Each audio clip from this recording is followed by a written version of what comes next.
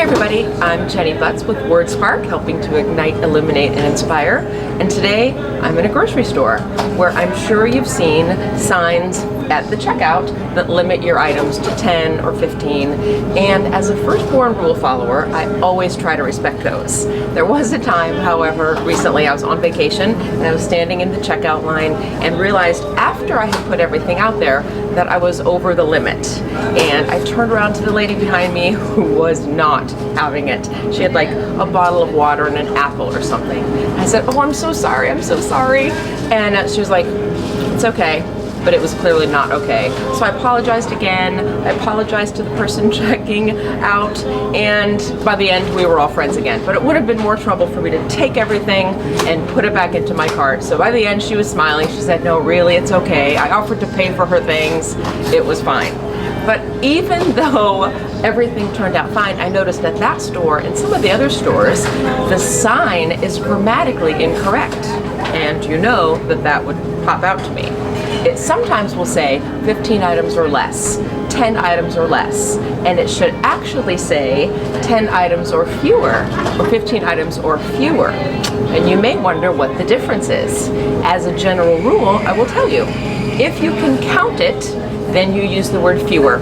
If you can't, you use the word less. I'm going to give you some examples.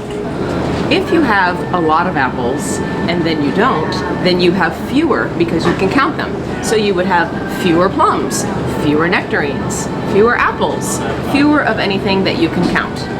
But if you can't count them, then you use the word less. For example, you had a bunch of milk, you have less milk. You have less sour cream, you have less juice.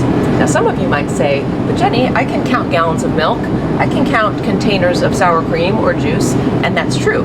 But you're counting the containers, not what's inside. So you say, "I have fewer gallons of something, but I have less juice, I have less milk." If you can count it, you use fewer. If you can't, then you use less. This rule applies to things that aren't in the grocery store as well. For example, you can have fewer calories, less fat. You can have fewer trees, less wood. If you have less money, then you can buy fewer diamonds, and you might have fewer friends.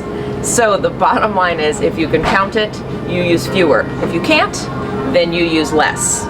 The good news is, if you have more of something, you just have more. So you don't need to worry about whether or not you can count it.